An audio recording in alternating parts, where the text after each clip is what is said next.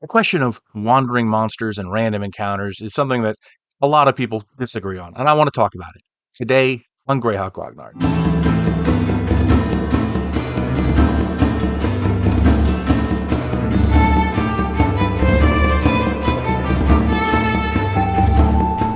So let me just state at the outset here, this video is a collaboration with Joe the Lawyer and Eric Tenkar on their channels. You're going to see a video on the same topic, and of course, you're going to be able to see their videos on my channel. So if you're watching if you're watching me on one of their channels, please do like and subscribe. And if you're on my channel, please do seek out their videos and do the same.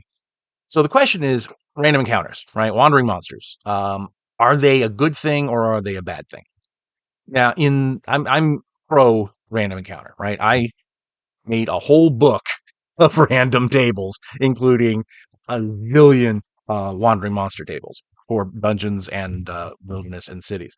So I'm in favor of the concept. And on a practical level, they have the effect of keeping the game moving because wandering monsters, as the name implies, every turn or whatever you roll a d6, and on a 1 you get a random encounter, or whatever the specifics are. Could be 1 in 10, could be every hour. It varies. But the idea is that every given increment of time, there's a chance that the party is going to encounter some wandering monster in the dungeon. And the reason this is important is because it gives the party an incentive not to slow down and obsess about searching every little thing. So you can't go searching for secret doors every 10 feet of the dungeon, because then you're going to have 10 times as many wandering monsters, and that's a bad thing from the player's perspective. You want to keep the game moving, and that's a way to do that, because the quicker they move through the dungeon, the fewer random encounters they're going to have, and the better they're better going to be equipped, and they're going to have less damage if they once they do start hitting the big encounters in the dungeon. So on a practical level, it has a purpose, right? And I'm talking about dungeons. I'll talk about wilderness in a second. Um, Another thing I like about them is that it gives the DM a chance to improv a little more, because in a set encounter, like you open a door and there's something inside, and it's all spelled out in the dungeon key. The DM's had a little time to prep, but if it's a wandering monster, then it gives you a little more opportunity to improv, right? So you walk around the corner and there's an ogre.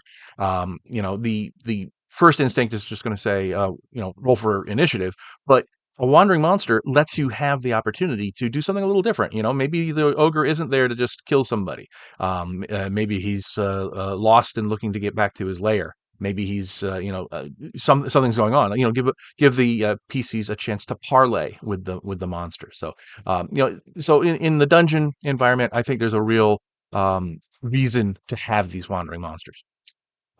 In contrast, though, we have the wilderness, right? We've got wandering monsters in the wilderness, random encounters, and that's a whole different kettle of fish, because usually in the wilderness, when the PCs are traveling through the mountains or through the forest or whatever, there's not going to be too many set encounters, because the wilderness is so large. It's not structured the same way as a dungeon. You can't funnel the players along a precise path unless you have a literal path that they have to follow.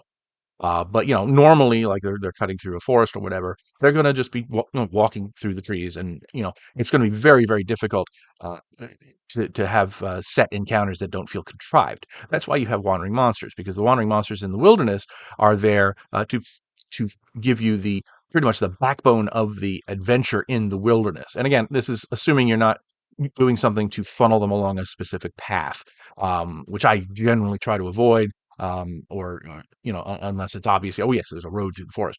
That's a different story.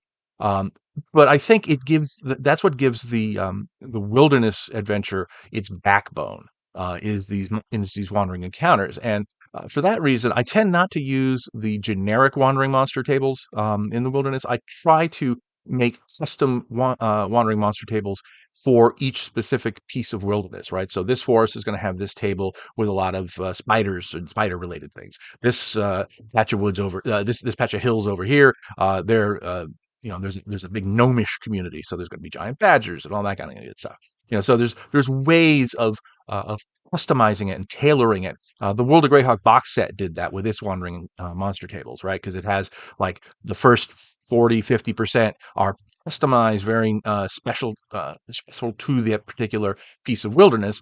And then, 51 and above is use the regular encounter tables. So you still get to switch it up every once in a while, but usually you have these tailored encounters, and I kind of like that approach, right? So it's mostly something specific to that area, and there's a chance that you're going to get the more generic thing just to throw in some variety. So anyway, that's what I thought. I think on the question of wandering monsters and random encounters, I'm very much in favor of them. I think they give you a chance to do things that you as a DM might not have thought of at the beginning when you were preparing for the adventure or writing it. It gives something a little more variety in your game, and it gives the DM an opportunity to explore new ideas through these encounters. So let me know what you think in the comments. Have you ever do you use wandering monsters? Do you have a strong feeling, pro or con? Please sound off in the comments. I would love to hear it.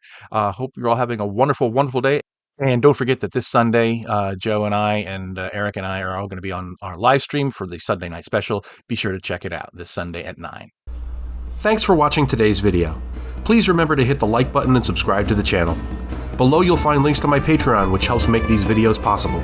You'll also find the web store where you can buy my books, and my blog where you'll find all sorts of free downloads and other articles. Thanks, and have a great day.